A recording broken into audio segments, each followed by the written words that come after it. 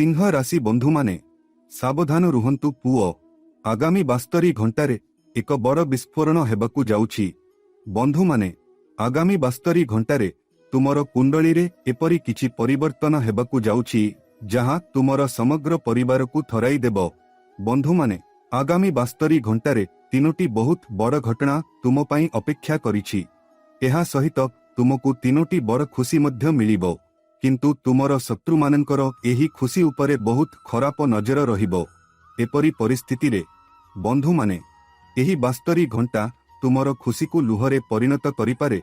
बंधु माने एही वीडियो को संपूर्ण देखंतु, शेष पर्यंत देखंतु, कारण आजिर वीडियो रे मु तुमको जेउ सत्य कहिबाकू जाउछि ताहा हेउछि सत्य जहां आजि पर्यंत केही तुमको कहि नाहंती। बंधु माने समस्ते तुमर जीवन विषय रे भल कथा कुहंती, किंतु तुमर भूल कौन, तुमर दुर्बलता कौन, केही तुमको एही कथा कुहंती नहीं। सेथिपाई बंधु माने जदि तुमर सत्य सुनिबार शक्ति अछि, जदि तुमे तुमर भूल को तुमर कानरे सुनि पारुछ, तेबे निश्चित भावरे एही वीडियो को शेष पर्यंत देखंतु एवं केवल सेतेबेले देखंतु जेतेबेले पाखरे केही नथिबे, कारण एही सत्य काहा पाखरे पहुंचिबा उचित नुहे।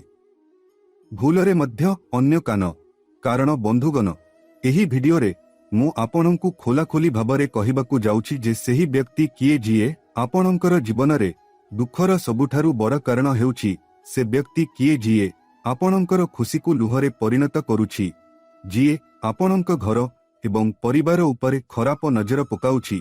एवं मो उपरे विश्वास करंतु पुओ, जेतेबेले आपण सेही व्यक्तिंक नाम सुनिबे आपणक पाद तळु माटी खसीजिबो, कारण एही व्यक्ति कोनोसी अपरिचित व्यक्ति नुहे, से आपणक निकटतर व्यक्ति। से जणे जिए आपणक सहित 72 घंटा पर्यंत रही थाए एवं आपण जेउ थाली रे खाउछंती सेही पात्र रे गात करि थाए। सेथिपाई बंधुगण एही वीडियो को शेष पर्यंत देखंतु, कारण एही वीडियो रे मु आपणकु एक बहुत गुरुत्वपूर्ण समाधान मध्य कहिबी, जहाँ जदि आपण आगामी 72 घंटा मध्यरे करंती तेबे एही वर्ष 2026 आपणक नामरे हेबो। 2026 आपणकु समस्त खुशी देबो। ता सहित बंधुगण मु आपणकु तीनोटी बड़ सतर्कता कहिबी, जहाँ आपणकु आपणक जीवन रे विशेष करी आगामी 72 घंटारे ग्रहण करिबाकू पड़िबो। जदि आपण एही तीनोटी सतर्कता एवं गोटिए समाधान सुनंती तेबे बुझी जांतु जे आपणक काम होई जिवो। प्रथमे बंधुगण वीडियो आरंभ करिबा पूर्वरु माता रानीक समस्त सच्चा भक्त माने एही वीडियो को लाइक करंतु एवं कमेंट बॉक्स रे सच्चा हृदय रे लिखंतु जय मां दुर्गा, जय मां भद्रकाली। हाँ बंधुगण एहाकू सच्चा हृदय रे लाइक करंतु, कमेंट करंतु, माता रानीक नाम जप करंतु, जहाँ द्वारा माता रानीक आशीर्वाद सर्वदा तुम एवं तुम परिवार उपरे रहिबो। बंधुगण आगामी 72 घंटा मध्यरे तुम जीवनर एक नूतन अध्याय आरंभ हेबाकू जाउछि। तुम जीवनर एक नूतन आरंभ हेबाकू जाउछि। देख पुओ, मु जाने जे 2025 वर्ष तुम पई एते भलो नथिला जेपरी तुमे कल्पना करिथिल। एहा सहित जेतेबेले एही नूतन वर्ष 2026 आरंभ हेला, लोक माने तुमको अनेक प्रतिश्रुति देइथिले, बहुत कथा कहिथिले जे एही नूतन वर्ष तुमर जीवन को बदलाई देबो। वर्षर आरंभ रे ही एहा तुम सहित घटिबो, ताहा घटिबो। सेमाने तुमको विभिन्न कथा कहिथिले एवं तुमर विश्वास जीतिथिले, किंतु एपर्यंत किछि होई नाही। तुमर विश्वास दिनकू दिन भांगी जाउछि। किंतु बंधुगण मु तुमको गोटिए कथा कहिबाकू चाहे जे समस्ते तुमको तुम जीवन विषय रे भल कथा कुहंती, किंतु तुमर दोष कौन? सर्वोपरि तुमे तुम जीवन रे बारंबार केउ भूल करि आसुछि, जहाँ जोगु तुमर स्वप्न पूरण हेउ नाही, जहाँ जोगु तुम जीवन रे कोनोसी परिवर्तन हेउ नाही। सेही सबु भूल, सेही सबु जिनिस बंधुगण मु एही वीडियो रे तुमको कहिबी, मु बुझाइबी, तेनु एही वीडियो को शेष पर्यंत देख। बंधुगण प्रथमे तुमको बुझिबाकू पड़िबो जे जहाँ हेबार थिला ताहा घटी सारिछि। देख बंधुगण परमेश्वर जहाँ लिखिछंती ताहा केही परिवर्तन करि पारिबे नाही। मनीष केवल सेमानंकर कर्मर परिणाम भोग करे। ମୁଁ ଜାଣେ ତୁମେ ତୁମର ପ୍ରତ୍ୟେକ କାର୍ଯ୍ୟରେ ବହୁତ କଠିନ ପରିଶ୍ରମ କର।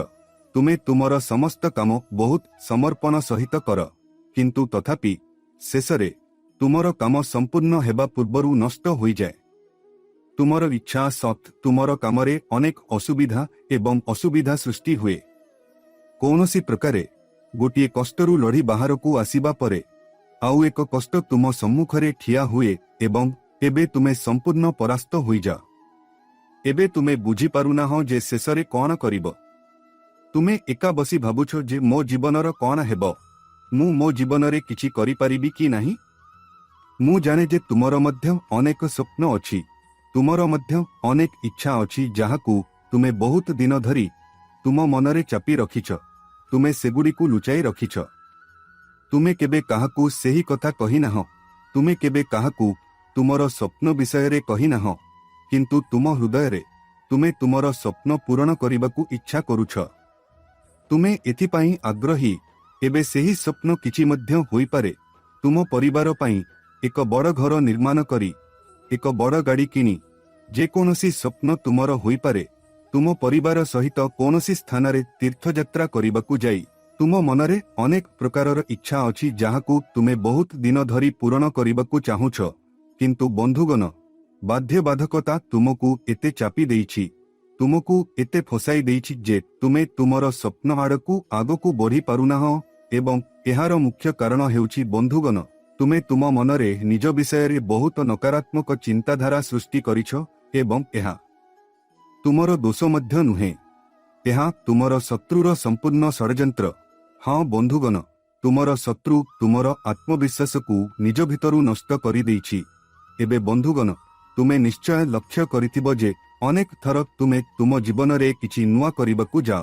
ଯେତେବେଳେ ତୁମେ ଏକ ନୂତନ ଉଦ୍ୟମ ଆରମ୍ଭ କରିବାକୁ ଯାଉଛ, କିଛି ଲୋକ ତୁମକୁ କହିବେ ଯେ ତୁମେ କିଛି ମହାନ କାମ କରିବାକୁ ଯାଉଛ। ଉଦାହରଣ ସ୍ୱରୂପ, ଧର ତୁମେ ଏକ ନୂତନ ବ୍ୟବସାୟ ଆବିଷ୍କାର କରିଛ, ଏକ ପୋଷାକ ଦୋକାନ ଖୋଲିବାକୁ ନିଷ୍ପତ୍ତି ନେଇଛ। ଉଦାହରଣ ସ୍ୱରୂପ, ତୁମେ ଏକ ପୋଷାକ ଦୋକାନ ଖୋଲିବା ବିଷୟରେ ଚିନ୍ତା କରିଛ, ଏକ ଯୋଜନା କରିଛ। ତୁମେ ଏହା ବିଷୟରେ ତୁମର ପରିବାରକୁ କହିଛ। ତୁମେ ତୁମର ପିତାମାତାଙ୍କୁ, ତୁମର ଭାଇ ଭଉଣୀମାନଙ୍କୁ କହିଛ ଏବଂ ସେମାନେ ଖୁସି ହେବେ। ସେମାନେ କ'ଣ କହିବେ? ଏହା ଏକ ମହାନ କଥା। ତୁମେ ଏକ ନୂତନ ଉଦ୍ୟମ ଆରମ୍ଭ କରିବାକୁ ଯାଉଛ। ତୁମେ ସଫଳତା ପାଇବ। ଏଥିରେ ସମୟ ଲାଗିବ, କିନ୍ତୁ ତୁମେ ନିଶ୍ଚିତ ଭାବରେ ସଫଳତା ପାଇବ। ଏହା ଏକ ମହାନ କଥା। ତୁମେ ନିଶ୍ଚିତ ଭାବରେ ଏହା କରିବା ଉଚିତ। ଆମେ ତୁମ ସହିତ ଅଛୁ। ତୁମର ପରିବାର ଏହା କହିବ। କିନ୍ତୁ ତୁମ ଜୀବନରେ କିଛି ଲୋକ ରହିବେ ଯେଉଁମାନେ ତୁମକୁ ବାଧା ଦେବେ, କହିବେ, ହେ, ତୁମେ କ'ଣ କରୁଛ? ଏହା କ୍ଷତି ହେବ। ଏହା କରିବାରେ କୌଣସି ଲାଭ ନାହିଁ। ଏହି କାମ କେବଳ କ୍ଷତି। ମୋ ଭାଇ ଏହି କାମ କରିଦେଲା। ମୋ କାକାଙ୍କ ଭଣଜା, ମୋ କାକାଙ୍କ ପୁଅ ଏହି କାମ କରିଦେଲା। ସେ ଏତେ କ୍ଷତି ସହିଛି ଯେ ସେ ଏବେ କୌଣସି ସ୍ଥାନରେ ନାହିଁ। ବିଭିନ୍ନ ପ୍ରକାରର କଥା କହି ସେମାନେ ତୁମର ଆତ୍ମବିଶ୍ୱାସକୁ, ତୁମେ କରିଥିବା ଯୋଜନାକୁ ସମ୍ପୂର୍ଣ୍ଣ ନଷ୍ଟ କରିଦେବେ। ସେମାନେ ତୁମର ଆତ୍ମବିଶ୍ୱାସକୁ ସମ୍ପୂର୍ଣ୍ଣ ଭାଙ୍ଗି ପକାଇବେ। ଏବେ ତୁମେ କ୍ଷତିରେ ପଡ଼ିଯିବ। ତୁମକୁ ଏହା କରିବା ଉଚିତ। ତୁମେ ଅନୁଭବ କରିବା ଆରମ୍ଭ କରିବ ଯେ ମୁଁ ଯାହା କରେ ତାହା ଭୁଲ। ମୁଁ ଯାହା କରିବାକୁ ଭାବୁଛି ତାହା ଭୁଲ। ତୁମେ ନିଜକୁ ସନ୍ଦେହ କରିବା ଆରମ୍ଭ କରିବ। ତୁମେ ତୁମର ଆତ୍ମବିଶ୍ୱାସକୁ ସନ୍ଦେହ କରିବା ଆରମ୍ଭ କରିବ। ତୁମେ ଅନୁଭବ କରିବା ଆରମ୍ଭ କରିବ ଯେ ମୁଁ କେବେ କିଛି ଠିକ୍ କରିପାରିବ ନାହିଁ। ମୁଁ ଯାହା କରେ ତାହା ଭୁଲ ହେବ। ଶତ୍ରୁ ତୁମର ମନକୁ ସମସ୍ତ ପ୍ରକାରର ଚିନ୍ତାଧାରାରେ ପୂର୍ଣ୍ଣ କରିଦିଏ, ଯାହାଦ୍ୱାରା ତୁମର ଇଚ୍ଛା ସତ୍ତ୍ୱେ ତୁମେ ତୁମର ଜୀବନରେ ଆଗକୁ ବଢ଼ିପାରିବ ନାହିଁ। ତୁମେ ତୁମର ଜୀବନରେ ଆଗକୁ ବଢ଼ିପାରିବ ନାହିଁ। ତୁମେ ଆଗକୁ ବଢ଼ିବା ସମୟରେ ଅଟକିଯାଅ। ତୁମେ କାମ କରିବା ସମୟରେ ଅଟକିଯାଅ, କାରଣ ତୁମେ ତୁମର ଆତ୍ମବିଶ୍ୱାସ ହରାଇଛ। ସେଥିପାଇଁ ବନ୍ଧୁଗଣ, ଏହି 72 ଘଣ୍ଟାରେ ତୁମେ ନିଜ ଉପରେ ବିଶ୍ୱାସ କରିବା ଉଚିତ। ଦେଖ, ଯାହା ହେବାର ଥିଲା ତାହା ଘଟିଗଲା। ତୁମର ଅତୀତକୁ ଭୁଲିଯାଅ। ବନ୍ଧୁଗଣ, କେହି ତାର ଅତୀତକୁ ବଦଳାଇ ପାରିବ ନାହିଁ, କିମ୍ବା ସେମାନେ ତାର ଭବିଷ୍ୟତ ଭବିଷ୍ୟବାଣୀ କରିପାରିବେ ନାହିଁ। प्रत्येक व्यक्ति केवल वर्तमान को बदलाई पारिब। तुमर आज कठिन परिश्रम करिबा आरंभ कर। तुमर वर्तमान उपरे ध्यान देबा आरंभ कर। तापरे बंधुगण तुमर भविष्यत संचालित भावरे उज्जय होइजिब। तुमर भविष्यत संचालित भावरे बदली जिब एवं तुमे जहा हासिल करिबाकू चाहुछ सेही समस्त खुशी निश्चित भावरे तुम पाखकू आसिब। तुमे मध्य एहा पाइब बंधुगण। तुमर अभ्यास को टिके सुधार। समय पूर्वरु तुरी बजाइबा बंद कर। हाँ बंधुगण, तुमे तुम जीवन रे एपरी केउ भूल कर जेतेबेले तुमर कोनोसी काम समाप्त हेबाकू जाए। जेतेबेले तुमे तुमर कोनोसी काम करिबाकू योजना कर सेतेबेले तुमे समय पूर्वरु तुमर प्रत्येक काम विषय रे बहुत तुरी बजाई दियो। तुमे सेही काम विषय रे लोकमानंकू बहुत किछि कुह। हे देख मु एही काम करिथिली। हे मु एही काम करिबाकू जाउछि। मु एही कामरे एते लाभ पाइबी। मु एठारू एते टंका पाइबी। मु एही योजना करिछि किंबा तुमे एही कथागुड़िक कुह जे आजी आमे घरे एक नुआ टीवी आनिछु। आजी आमे घरे एक नुआ फ्रिज आनिछु। आसंता रविवार परवर्ती छुट्टी रे आमे आम परिवार सहित सेठाकू जिबु। तुमे एपर्यंत जाई नाह, केवल योजना होईछि। तुमे एपर्यंत सेही काम समाप्त करि नाह, तुमे केवल योजना करिछ एवं तुमे सबुठी सेही योजनार तुरी बजाई दियो। तुमे समस्तंकू एहा विषय रे कहिथिल जे मु एहा करिबाकू जाउछि, मु ताहा करिबाकू जाउछि। एबे एहा करिबा द्वारा कोन हेबो? बंधुगण, जेउ माने तुमर शत्रु, जेउ माने तुमर खुशी को बहुत ईर्षा करंती, जेउ माने तुमर खुशी को आद पसंद करंती नहीं, सेही शत्रु माने तुमर खुशी उपरे सेमानंकर खराप नजर पकाइबा आरंभ करिबे। सेही शत्रु माने प्रति पदक्षेपरे तुमर रास्तारे समस्या सृष्टि करिबा आरंभ करिबे। सेमाने तुमर प्रत्येक कामरे असुविधा सृष्टि करिबा आरंभ करिबे, जहाद्रा तुमर काम संपूर्ण न हुए, जहाद्रा तुमर काम नष्ट हुए। तुमर जीवन रे नुआ असुविधा आसे, नुआ समस्या।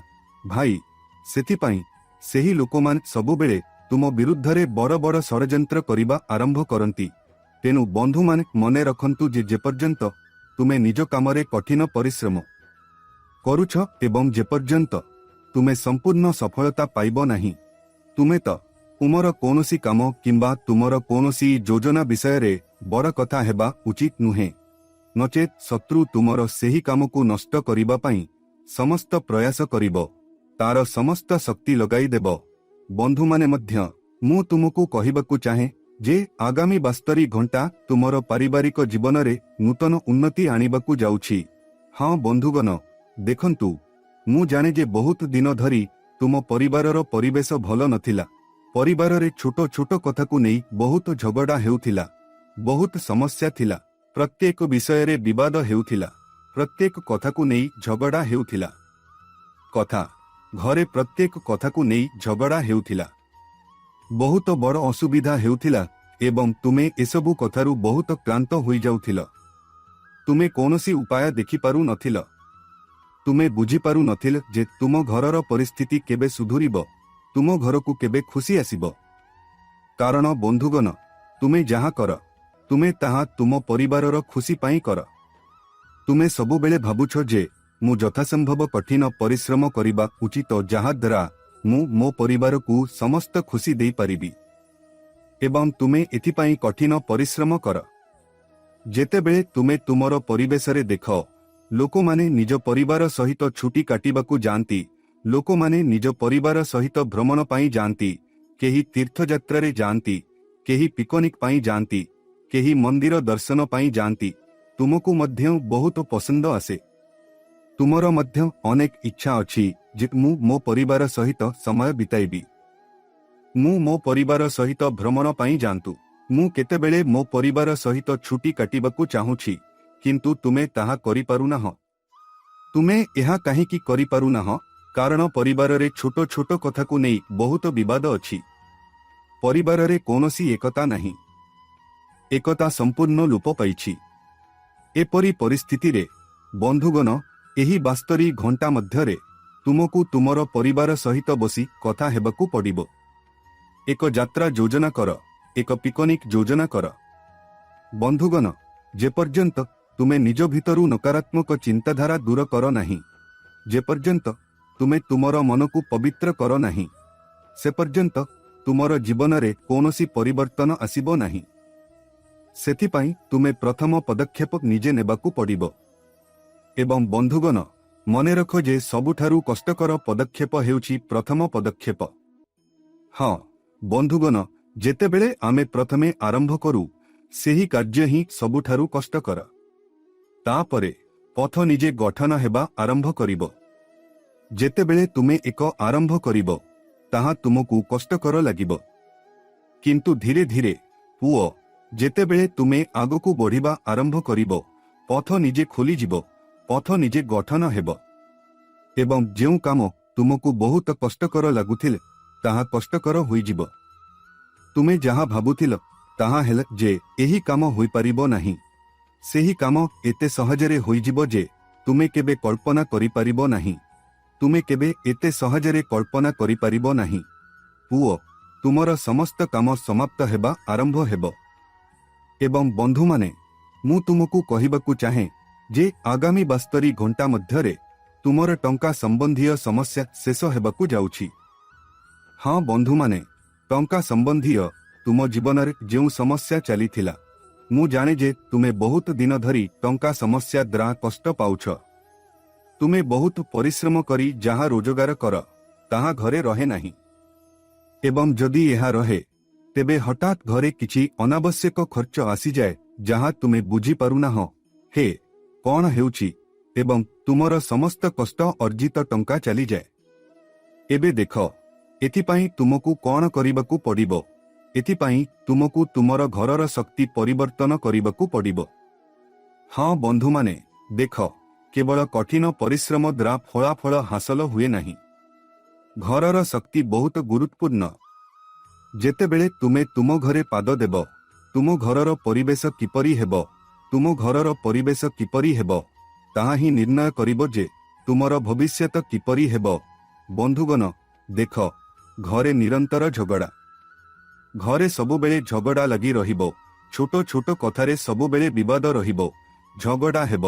ତେଣୁ ବନ୍ଧୁଗଣ, ତୁମର ମନ ସବୁବେଳେ ସେହି ଜିନିଷଗୁଡ଼ିକରେ ଫସି ରହିବ।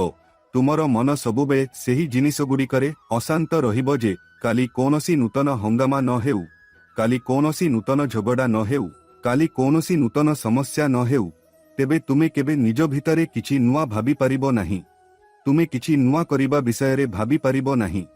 ସେଥିପାଇଁ ବନ୍ଧୁଗଣ, ଧୀରେ ଧୀରେ ତୁମକୁ ତୁମର ଘରର ଶକ୍ତିରେ ପରିବର୍ତ୍ତନ ଆଣିବାକୁ ପଡ଼ିବ। ତୁମକୁ ତୁମ ଘରେ ଏକ ଭଲ ସକାରାତ୍ମକ ପରିବେଶ ସୃଷ୍ଟି କରିବାକୁ ପଡ଼ିବ। ତୁମକୁ ଏକ ଭଲ ପରିବେଶ ସୃଷ୍ଟି କରିବାକୁ ପଡ଼ିବ, ଯାହାଦ୍ୱାରା ଯେତେବେଳେ ତୁମେ ତୁମ ଘରେ ପାଦ ଦେବ, ତୁମେ ଏକ ଭଲ ପରିବେଶ ଅନୁଭବ କରିବ। ତୁମେ ଅନୁଭବ କରିବ ଯେ ତୁମେ ଏକ ଭଲ ସ୍ଥାନରେ ଆସିଛ, ଯେଉଁଠାରେ ତୁମେ ଭଲ ଭାବରେ ଚିନ୍ତା କରିପାରିବ, ବିଚାର କରିପାରିବ ଏବଂ ନୂତନ ଯୋଜନା ପ୍ରସ୍ତୁତ କରିପାରିବ। ଏହି ବନ୍ଧୁଗଣ, ମୁଁ ତୁମକୁ ଏକ ବହୁତ ଛୋଟ, ବହୁତ ଭଲ ସମାଧାନ କହୁଛି। ଯଦି ତୁମେ ଏଠାରେ ସମାଧାନ ଗ୍ରହଣ କର, ତେବେ ବନ୍ଧୁଗଣ, ଏହି ସମ୍ପୂର୍ଣ୍ଣ ବର୍ଷ 2026ର ଏହି ସମ୍ପୂର୍ଣ୍ଣ ବର୍ଷ, ବୁଝ ଯେ ସମ୍ପୂର୍ଣ୍ଣ ବର୍ଷ ତୁମ ନାମରେ ରହିବ। କାରଣ ତୁମ ଘରର ଶକ୍ତି ସମ୍ପୂର୍ଣ୍ଣ ବଦଳିଯିବ, ତୁମ ଘରର ପରିବେଶ ସମ୍ପୂର୍ଣ୍ଣ ବଦଳିଯିବ। ଏବେ ଦେଖ ବନ୍ଧୁଗଣ, ପ୍ରତ୍ୟେକ ଘରେ ଗଙ୍ଗା ଜଳ ଅଛି। ତୁମ ଘରେ ମଧ୍ୟ ଗଙ୍ଗା ଜଳ ଉପଲବ୍ଧ ହେବ।